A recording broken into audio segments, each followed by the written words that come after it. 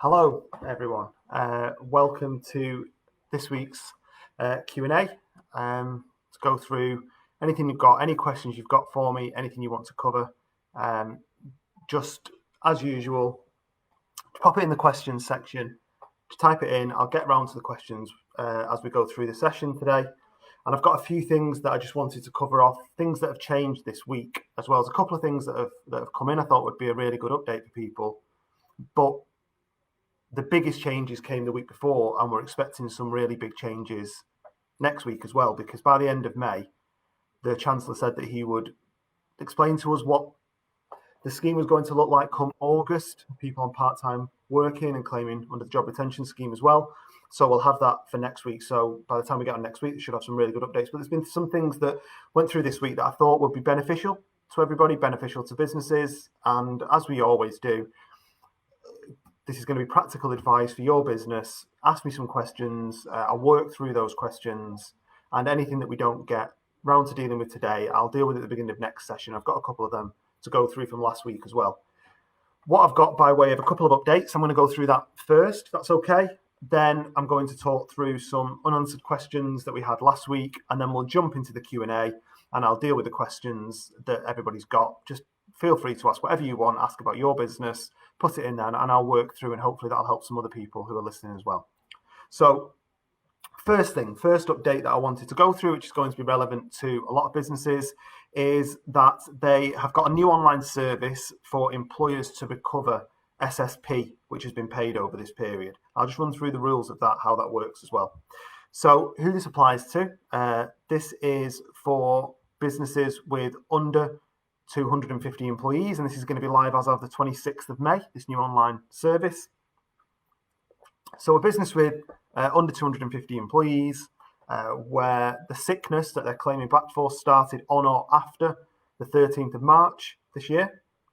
And tax agents can make a claim as well on behalf of employers. So an accountant can make a claim on behalf of your business as well. And then let's think about what this covers. So this covers up to 2 weeks of SSP that can be claimed back. And is payable in certain circumstances where an employee was unable to attend work. If they themselves had coronavirus, that's why they were off sick, we can make a claim back for that. If they were self-isolating and they were unable to work from home, that's another reason. Or if they were shielding as they were high risk. So they're the three categories that we can claim for. We can claim back for 2 weeks of SSP per employee.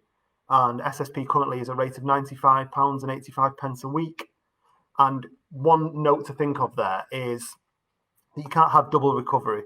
So if you claimed you had an employee who was on sickness absence and maybe moved them over to furlough, and that employee, you would not be able to claim for furlough and for statutory sick pay under the same period of time. You can claim under both schemes, that's fine, but you just can't claim for the same period. So if an employee was furloughed, you've recovered that under the job retention scheme at 80%. So another point that I wanted to go through, we're getting a lot of questions about this, and I'm sure that we're going to get a lot of questions about this today as well, is about return to work. That's where businesses are at the moment. It's about people coming back into the office, back into a safe environment for their employees, and what the rules are around that.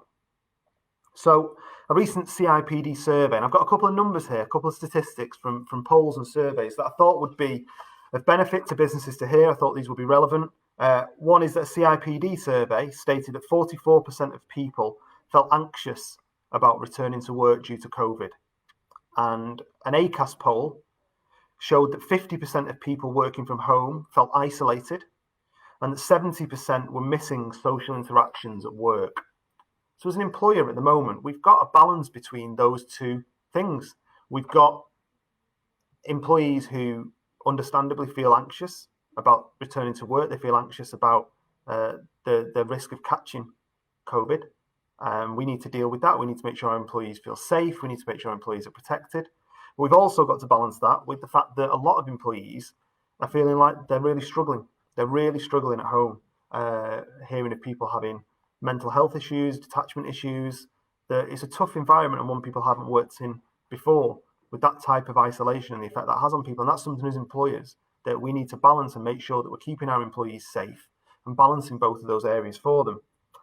And something that I thought was interesting, something that I read in the Telegraph recently, was that there was a report that the government may consider a change in law to give an employee the right to work from home.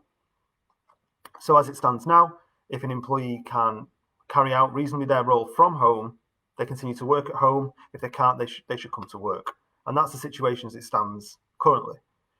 But if this new legislation came in, it would mean that an employee would have the right to work from home, and we would deal with that.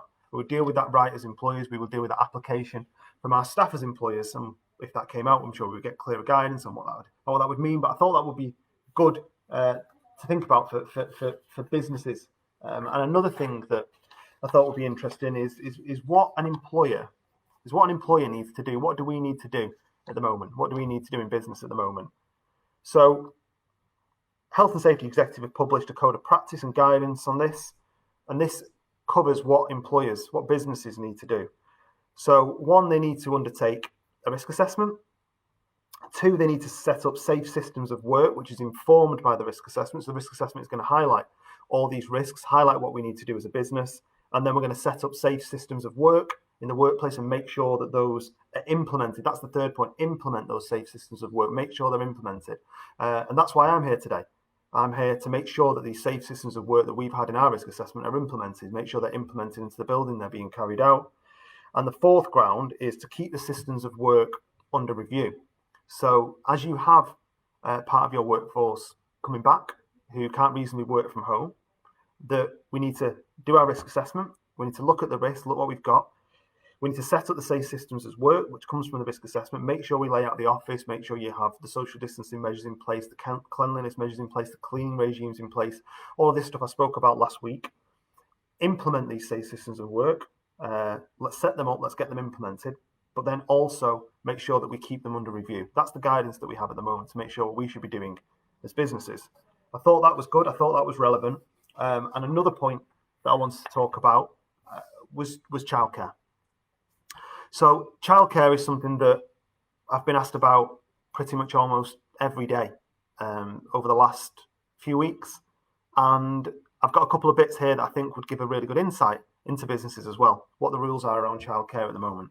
So the situation we're in now is that we have businesses where we think, okay, we're ready for these employees to return to work. We ask for these employees to come back into work. They can't work from home.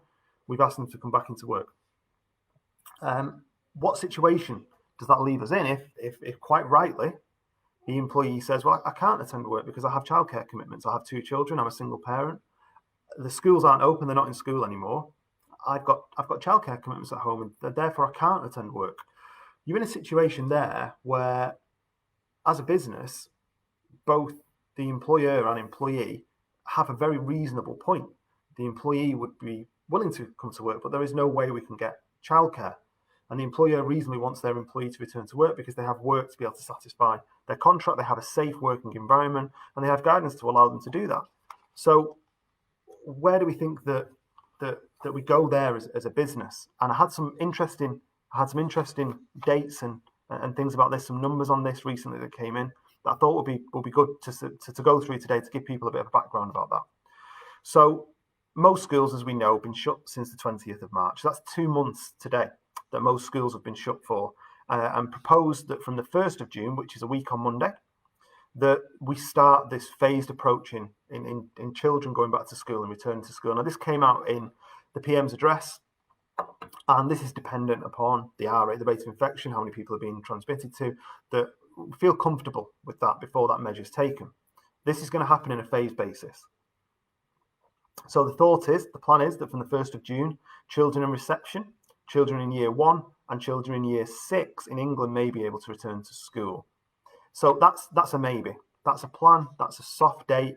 That's a maybe, and that's what they're working towards. But I read something really interesting today that spoke about how the people who work in these environments, the teachers, how they see that. Do they see that as safe? Do they see it now as the 1st of June as a good date for a safe return for their children?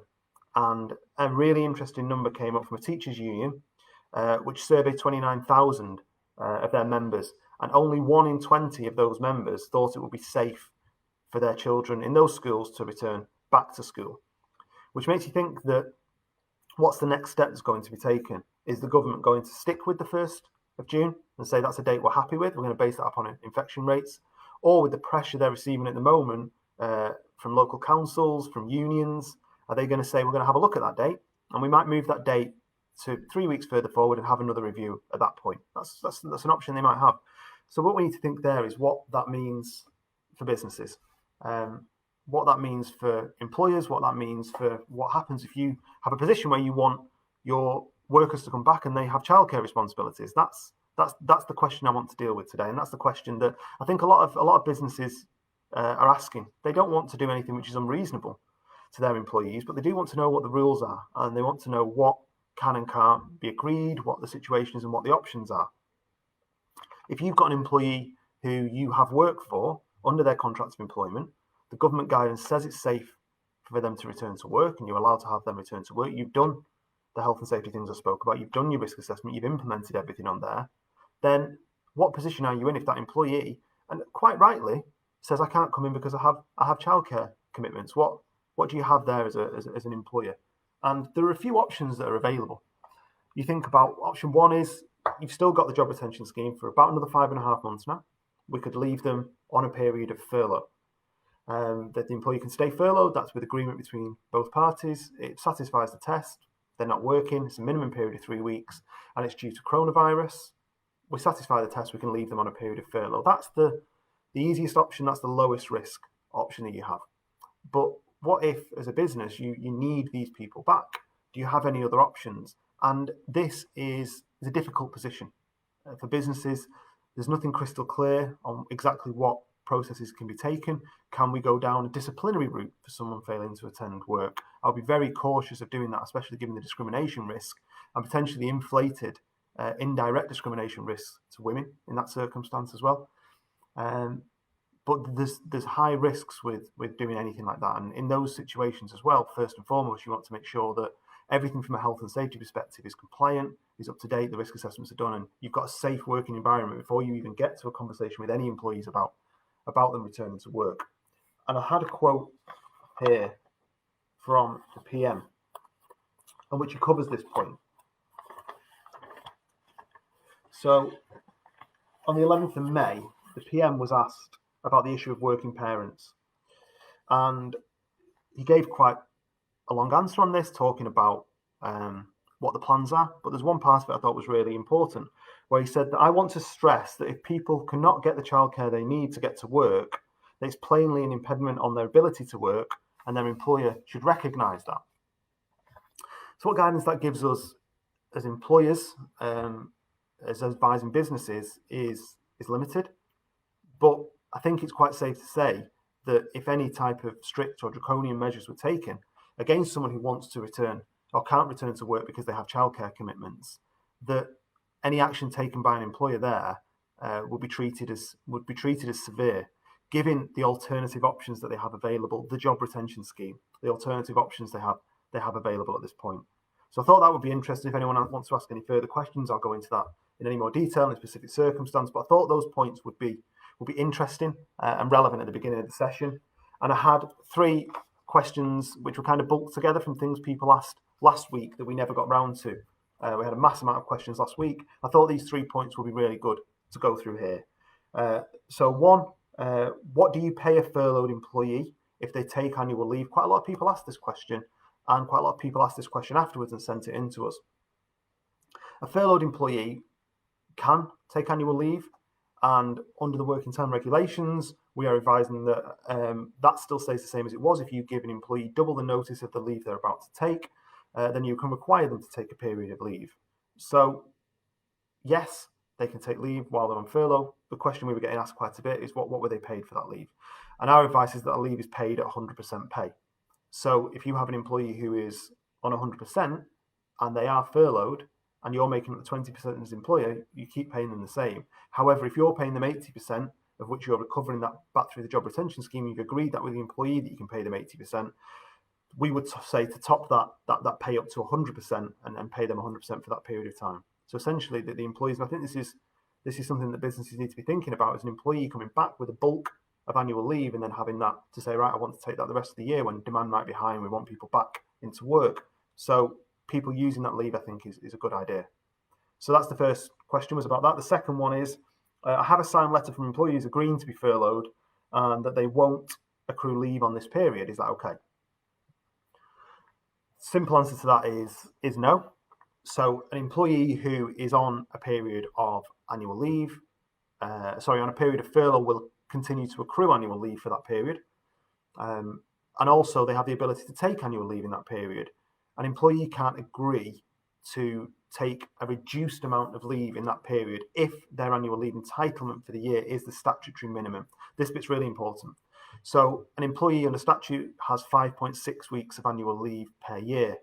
And you can agree things in a contract, and a lot of questions I answer here, I'll talk about this, how we can agree things in a contract to happen, same as we can do with an employee who can't return to work because of childcare issues. We could agree with them a period of unpaid leave, we could agree that, as long as it doesn't go below a statutory minimum requirement set by law.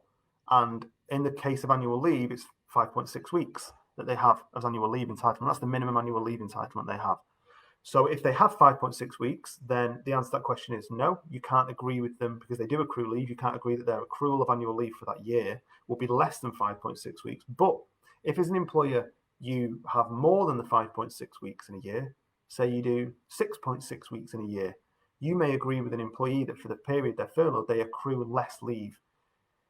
And that leave accrual takes them down to 5.6 weeks. That's okay, as long as it's agreed with the employee and as long as it doesn't take it below the statutory minimum. So a yes and no on that answer, really, dependent upon what their terms and conditions of employment are, which is always important. And the final question that we got asked quite a few times last week and has come in since was whether redundancies are currently reasonable while the job retention scheme is available. I've just seen today on BBC News that 9,000 jobs are to be cut at Rolls-Royce, and it's been criticised widely by the unions to say that this is too quick of a move, that they need to wait and see what happens with their business, that 9,000 redundancies at the moment is something which shouldn't have happened, with the job retention scheme still being available, but that's a route that Rolls-Royce have decided to go down today. And the question that we get is that reasonable? We had that of quite a few people last week. Is it reasonable to go through redundancies now? Because I don't think that the level of work that I'm going to have when I come back is going to satisfy the employees I've got. Can I look at making redundancies? And if you were to make redundancies, you couldn't claim the redundancy pay, but they would serve their notice and you could claim 80% of that notice pay under the job retention scheme, while paying the employee 100% of that notice. That would be our advice. So employers, can we make redundancies now? And I did get asked this question last week. I think I even got asked this question the week before as well. And so many people want to know the answers to this. I'm going to go through this again. And apologies if you heard this answer before. This is a question which at the moment is unclear. It's unclear about, and the reason why I say that is because this hasn't yet been tested in an employment tribunal, say how reasonable that would be. And there's no strict rules that have been laid out yet about exactly what tests would be applied there. And in the absence of that, and this is what we always need to think with the job retention scheme, the normal rules of employment law apply in the background. So unless it supersedes employment law, the normal rules apply. This means that an employee has the right to bring a claim of ordinary unfair dismissal. And a claim of ordinary unfair dismissal could be by reason of redundancy. That was one of the 5 fair reasons we decided to dismiss the employee. Then we have an unfair dismissal claim. And what we need to prove in that claim is that all suitable alternatives to redundancy were investigated. And one of the suitable alternatives to redundancy, which is brand new, which we never had before, is the job retention scheme at the moment. How far that is reasonable, how far an employer should have just left their employee on furlough if they felt that the redundancies were inevitable anyway, that's going to be a test which is going to fall on the facts of that case. There is no hard and fast rule or hard and fast answer on that point. That's going to be something which is dependent on the facts of that case. But simply, if you're going to have an employee who could be placed on furlough for the next 5.5 months, and you decide to make them redundant now, you're entering into a situation where you're absorbing a certain amount of risk. If that was to be tested, and if it was seen to be reasonable that it wouldn't, that the job retention scheme was an alternative to redundancy, then you could be looking at a claim of ordinary unfair dismissal to deal with. That's the position that an employer is in at the moment. Bear in mind also with that piece of advice that if an employee has less than 2 years service, unless they have an automatic reason, and in today's environment, I'm sure this will come up today, it's whistleblowing, raising health and safety disclosure as well will come in that category, that if they've got less than 2 years service, they don't have the right to bring a claim of ordinary unfair dismissal. They don't have that right to bring that claim. So that's something always to bear in mind. So they were the points that I had that I thought would be really relevant, really interesting to businesses today. And I think we've got a few questions now. So Lindsay, I have a question here. So staff are on furlough, okay, but the setting reopens on 1st of June. So we're reopening a week on Monday. If a member of staff cannot return to work because they don't feel they're safe to do so, they've got no underlying health issues or vulnerable members of the family, what do we do? Do we put them on unpaid leave? Do we pay them SSP? They're not sick. They're needed at work. This is a question that we're getting asked quite a bit. And if you as a business haven't had this situation yet, like Lindsay has, you're very likely to get it. With good reason. Employees don't feel safe in returning to work, and some don't feel safe. And I spoke before about the CIPD numbers, and I'll just go back to that quote that I pulled up from the CIPD before, that 44% of people feel anxious about returning to work due to COVID. So it's not surprising that we have this situation. But what position are we in as an employer in that situation? We've got options, and I'll run through those options with you now, Lindsay. We've got options, but what options do we take, and what risk is attracted to those options? So I've got work. I want people to come back to work. And this came up the other day. I was speaking to the business in manufacturing. They made metal sheeting. And they were saying to me, great, orders are through the roof. It's as big as it ever was before we went away. We need all the guys back in. We need everybody back in. And 3 people who work, this is a business of around about 10, 12 employees. And 3 of the people who worked there are saying, no, I'm not coming back in. I don't feel safe. Or I'm shielding, or somebody I live with is shielding. So no, I don't want to come back to it. Just leave me on furlough. I'm happy on furlough. Just leave me on furlough. I'll stay on furlough until the end of the scheme, and then we can talk about it then. So what options do you have in a very similar situation to yours, Lindsay? What options do you have there? So they don't feel they're safe. They've got no underlying health conditions. The first thing we need to think about is this individual shielding? So whether they fall into the specific category, there's clear guidance on people who can shield. They should have a letter from their GP as well, talking about the period they're shielding for. If they're extremely clinically vulnerable, then they shouldn't.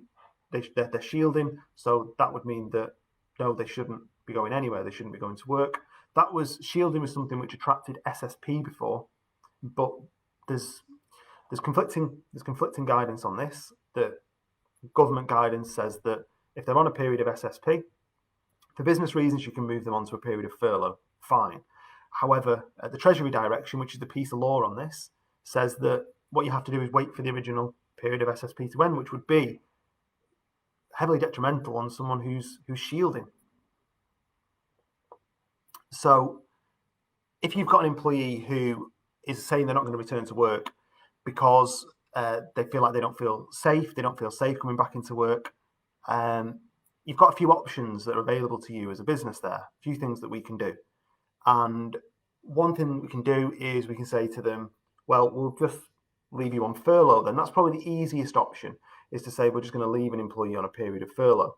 That even if they've got, as you say, no underlying health conditions, no vulnerable members of the family, and think about shielding. We've spoke about shielding before, but the government have clarified the position on shielding, that if you live with somebody who's shielding, you yourself can go to work, you yourself can leave the house.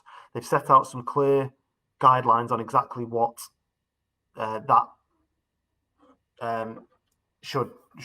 what you should do, about cleaning the toilets, about cleaning the kitchen, about making sure certain areas are clean, and how you should deal with this interaction and social distancing within the house.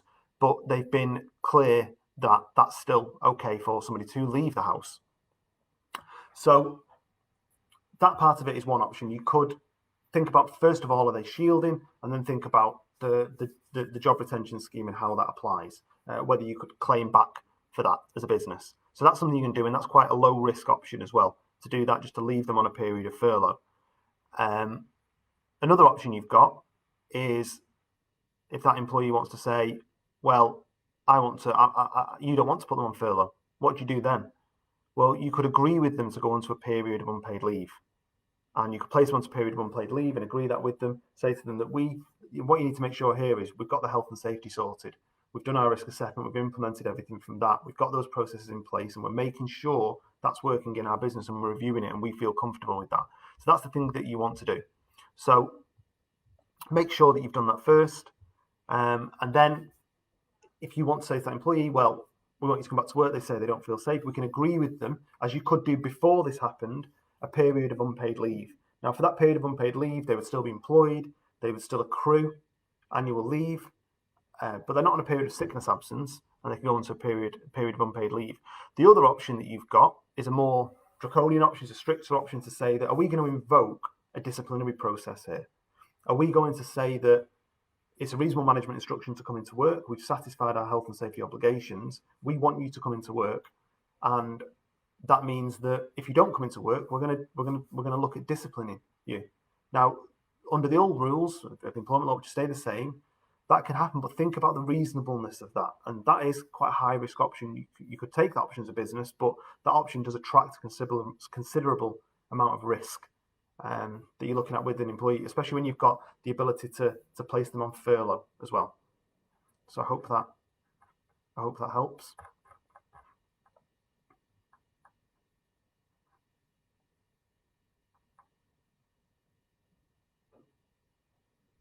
Okay, so another question here from Lewis about pre-booked annual leave. So can I still get them to take the leave? So you have an employee who is on furlough. We get asked this question quite a bit about annual leave.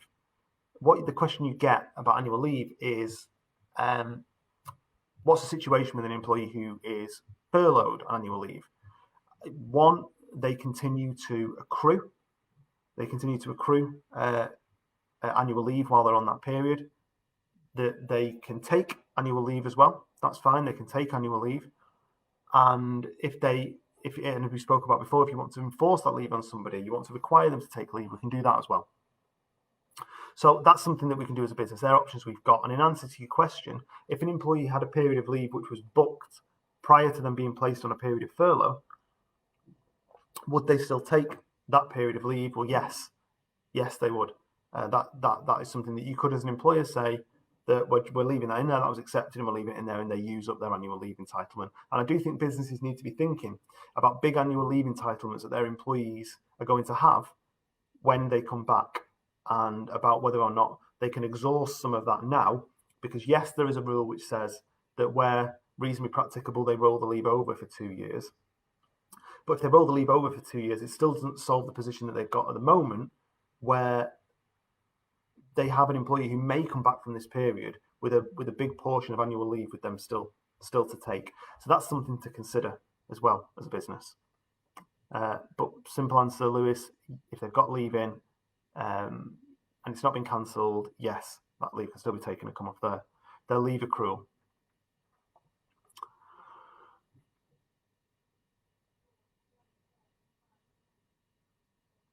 Okay, Fergus, I've been told that we can't claim back SSP and instead we get an allowance from the government in compensation. We're a small business under 250 employees. Has this changed because of furloughing, etc.? Thank you. So under the old rules, you couldn't claim back SSP. This is something which has come in, which is new. So this is just in relation to coronavirus. It's just in relation to sickness absence, which is a consequence of coronavirus. And where they thought, so previously, yes, you couldn't have claimed that back. You used to be able to. You couldn't claim that back before. And as long as they fall within 3 categories, so they had coronavirus, they're self-isolated and unable to work from home, or they're shielding as they were high risk. So everything which was in relation to coronavirus and the new situation which has arose, this is something new that's come in, that you can make a claim there for SSP, and that's going to be going live as of the 26th of May. As long as you were less than 250 employees, sickness absence started after the 13th of March, that's what it covers off, and you weren't already claiming for this under something else. You didn't move into furlough and you're claiming for that as well.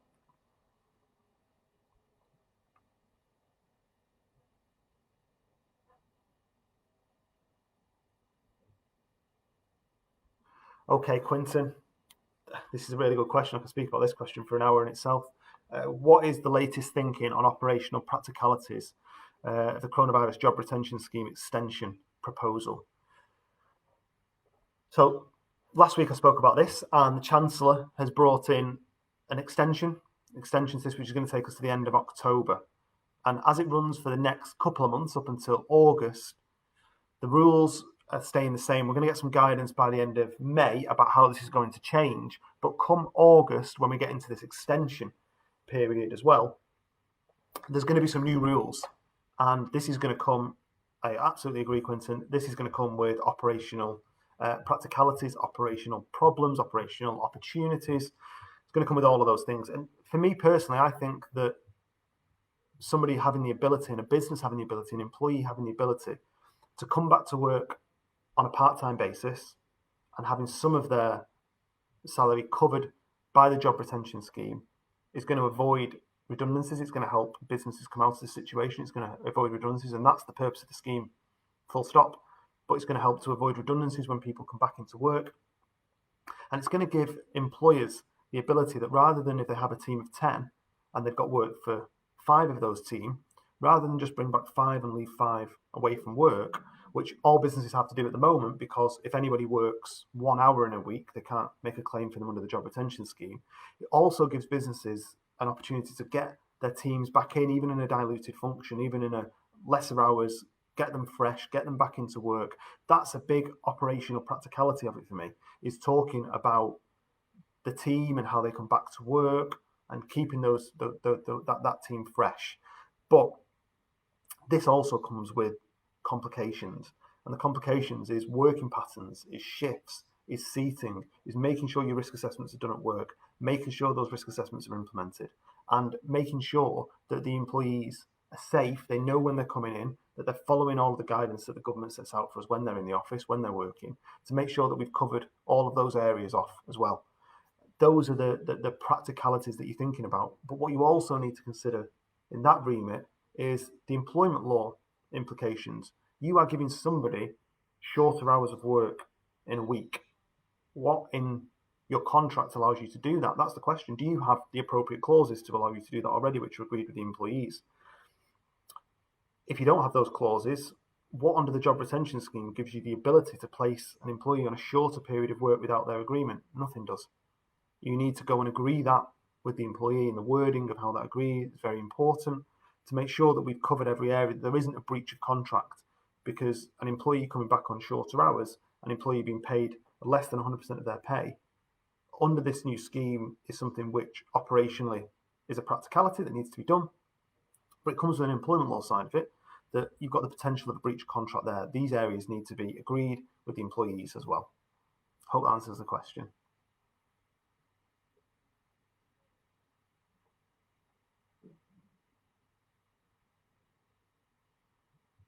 So, question of, will the furlough payments I can claim be different after August?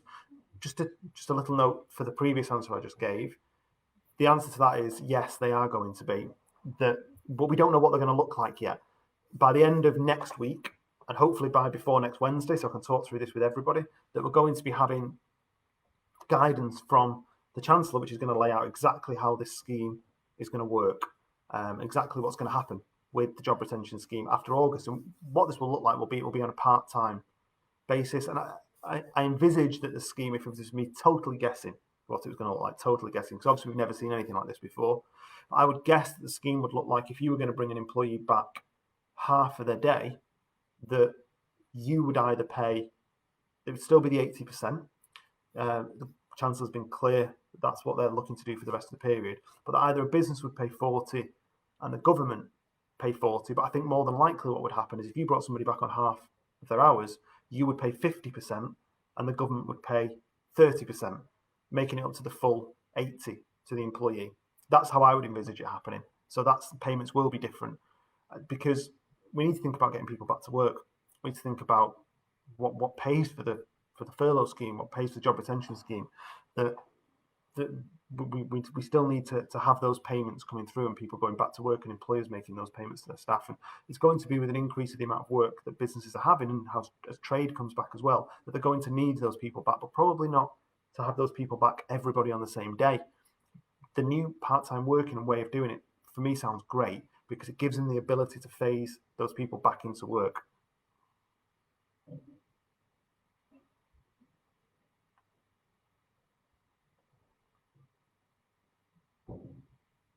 Okay, so a question here from Shane, which says they've made employees redundant who've taken the payment.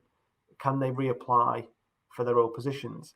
This was something that, not maybe in this exact context, but a similar question that I was asked before about whether or not you make an employee redundant in this period, if then just after the period we can re-engage them again.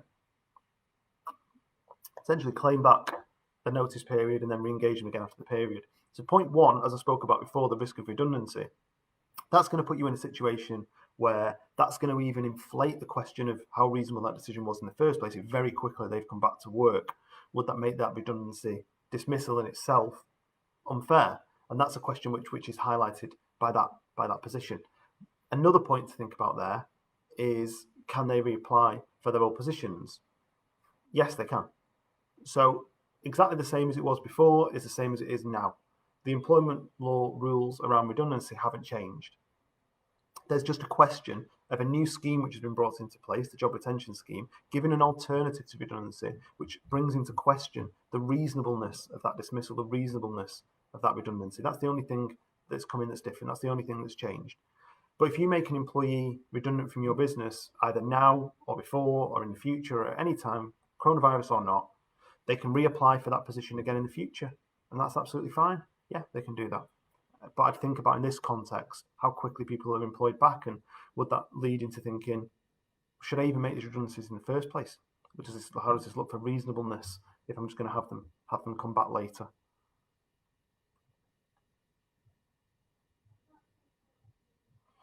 Just seeing a couple of questions here that I think hopefully I've covered off in previous answers.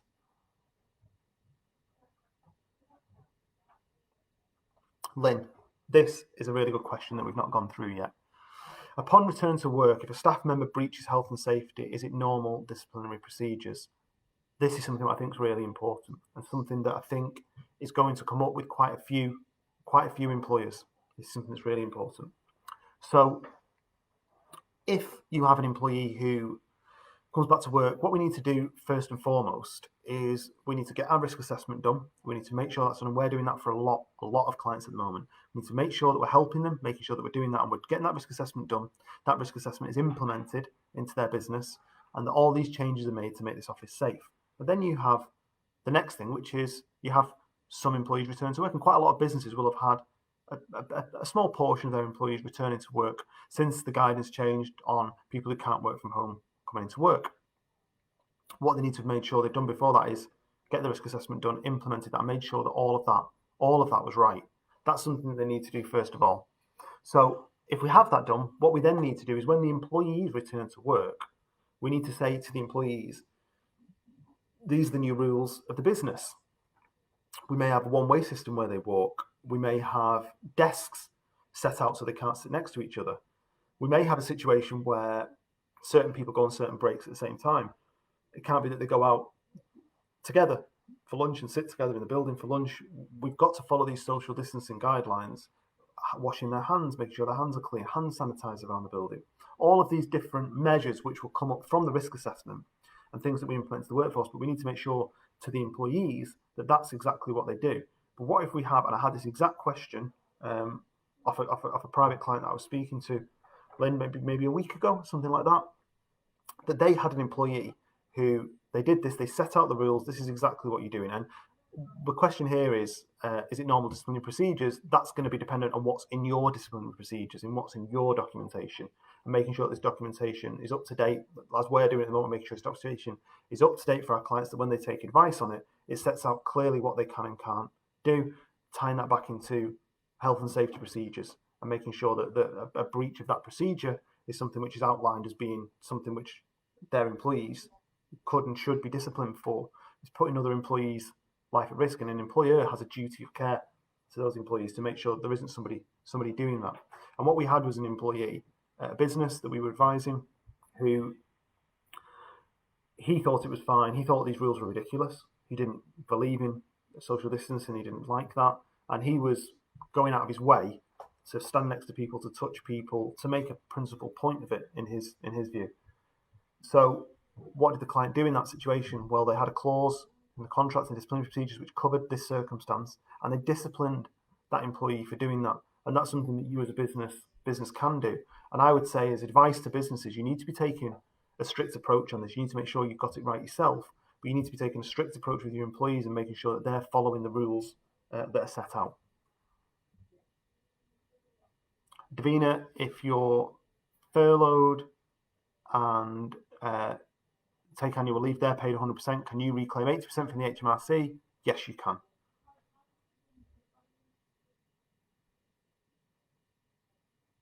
Okay, Helen, a question here. What if an employee can work at home but is reluctant or feels unable to because children are at home as well? So this is the question of whether an employee has the ability to work from home. We have some employees who had no ability to work from home whatsoever because of technical issues they were having, or their role was solely based at a business which is now open again. So that's one circumstance where it's quite straightforward. But there is quite a grey area here about employees who have had mental health issues from working at home. Unfortunately, might be in an abusive situation at home.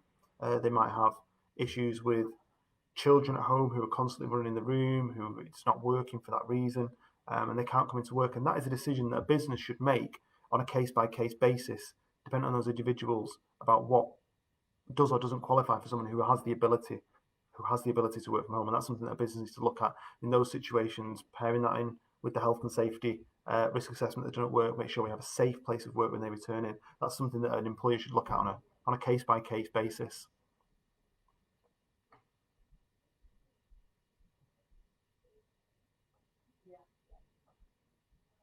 Sally, if extra holiday is given for long service, then if that additional leave did not continue to accrue on furlough, like I spoke about before, if you've got somebody who's got over 5.6 weeks leave, then we can agree with them to take that entitlement down to 5.6 weeks for that period.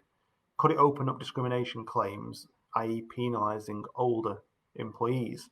So this claim, if it was to be brought, would be a claim of indirect discrimination, so that you have a process that you're putting into place here, which is the reduction of someone's annual leave from the entitlement they had down to the 5.6 weeks, reduction of that claim, which would single out a particular group here, not by design, but would single out a particular group, and that would be someone who was older set of employees. Now, the defence to this claim is that it's proportionate means of achieving a legitimate aim. That's how it's worded. So that's your defence to a discrimination claim, an indirect discrimination claim. But I think in this circumstance, I don't think that you would have that issue, because you would either get the agreement from the employee or you wouldn't. You can't just tell them that their leave is being reduced. They have a contractual right to that leave, and the only way that can change is if they agree to it. So if they say, I'm not agreeing to that, I don't think that's reasonable, I think that's something I've worked for and I've got, no, I don't agree to that, then you're not in a position where you can reduce that leave. You need agreement with the employee to do so. So that's why I think that your chance of a claim like that would be low. Okay, so an employee is due to complete 6-month probation, but has been on furlough since March. He answers your question. What do? We can't have any meetings. So just take a step back on this one, is that if you've got an employee who is in a probationary period, they're a brand new employee, they're in a probationary period and coronavirus hits, can you still have a situation where you can fail that employee's probation and dismiss them? Yes, you can. Bear in mind as well with this type of employee that 6 months probation at the beginning of their employment, they don't have 2 years service, they don't have the ability to bring an ordinary unfair dismissal claim, so that they don't have a risk of that there. Make sure that what you're doing with this is you're following what's in the contract. You may have an issue of a breach of contract claim, but you're following what's happening in the contract when it comes to probations. What do? We can't have any meetings is the second part of the question. So first of all, think about, is the employee on furlough or not? If the employee isn't on furlough, they've been there, that I would have a telephone call with them, maybe a video call with them, talk to them about the probation, talk to them about the situation in the business, and look to let them know that we're failing that period of probation. And that could be the same for an employee who's on furlough. And what we could do in this situation is that we could have the notice period, which comes under probation, which could be claimed under the job retention scheme at 80% as well, and making them a payment of 100%. Okay, so I hope that answers the question.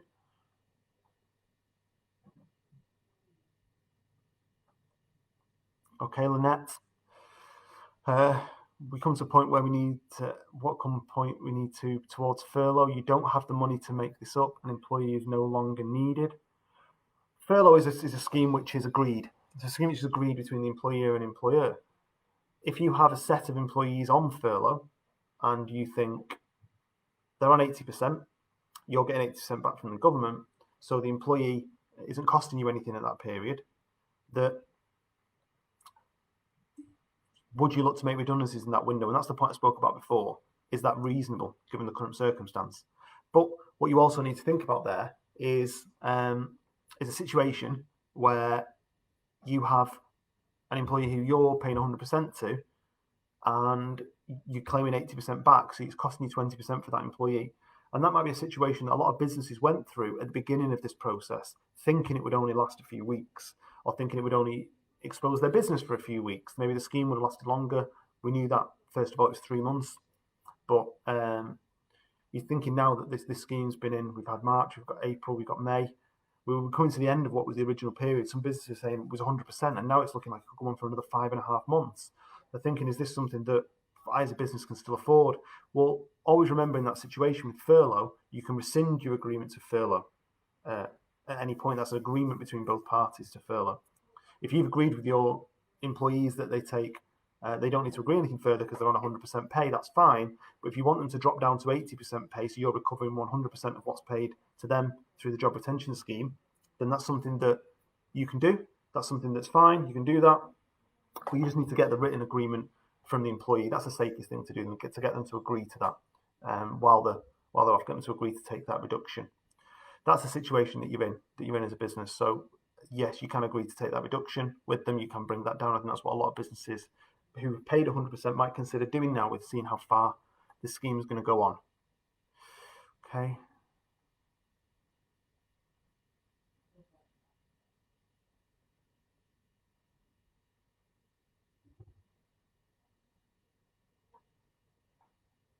Okay, Kim. So if my staff are on furlough and want to return to work, as they only get 80% of salary and want 100%. Okay, we're open safely, but do not have work for them at all. Can I legally leave them on furlough? Yes. So if you don't have any work for them to come back to, it's not that the staff can't demand that they come back to work, but what the staff can do is the staff can rescind their agreement to furlough. They can say to you that, okay, I'm no longer giving my agreement to being on furlough. So then the furlough period ends because it has to be agreed by both parties. So that's ended. There is no agreement. Okay. So what position are you in then? What position are you in then as a business? You're then in a position where it was a normal day, as it was before the job retention scheme and before furlough. You've got an employee who has a contract. You have to pay them under that contract whether you have work or not, dependent on the contract, unless they're on a 0 hours contract or they're on a variable hours contract. But if you don't have that, let's talk about this being as a fixed contract here for the purposes of this question. They can't be on furlough anymore. So what we have to do is we have to start paying them full pay. But if we don't have any work for them, then we go down, either we look at short-time working, we look at layoff, depending on whether you have those clauses, and we can also look at redundancy. And that's the situation that you're in as a business there. So if they're demanding to come back before you have work for them, they can rescind their agreement to be furloughed, then they're back, but then we're going through a process which we would have gone in essentially had the job retention scheme never been launched by the government, which is to consider layoff, short-time working and redundancies, which I don't think would be a great option for the employees if they were to do that. And they would need to be aware of what the next step would be if that was the case. Hema, it's my understanding that I can train staff on furlough. It's online training. Is that okay? Yes. The government are very clear about training, that they're going to take training. Just a really subtle point on this is that would attract national minimum wage, whereas the 80% payment that they get under the job retention scheme does not attract national minimum wage.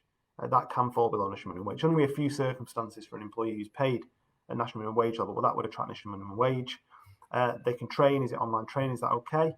Yes, it's fine to let staff train while they're on a period of furlough, but I would always be cautious with the training session, the structure of a training session, that it doesn't overflow into it being by definition work, because someone who is working cannot be claimed for under the job retention scheme. And working is defined as someone who is generating revenue for a business or providing service for a business. They're the two things. So if training, I think it's very unlikely they would be generating revenue for a business by doing training, but dependent on how that training overlaps part of another meeting, they're asked their view on a few things in the business, how things should be run, what is particular of their job that we need information on. That could be seen as providing a service. So as long as they're doing online training, it's separate, it's a set training session, they're not providing any service, yes.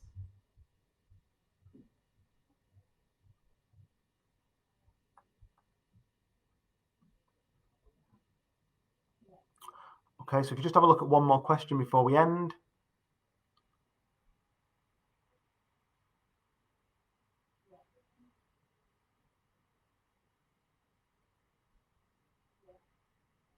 Can you please clarify that employees who are on furlough from potentially March to October, that we have to ensure they take the statutory annual leave amount? So you don't have to ensure that they take anything. They could take nothing over that period if you were okay with that. I wouldn't advise as a business that would be a good operational decision, but that's something that you can do. There's no obligation to do that. What they do is it's the way they accrue leave, which is the statutory amount. So they accrue the leave prorated for the months that they work based upon 5.6 weeks of annual leave over a year period, whether that's you run it as a calendar year or a tax year, however you run your annual leave calendar year, how they accrue that. That's how they accrue it.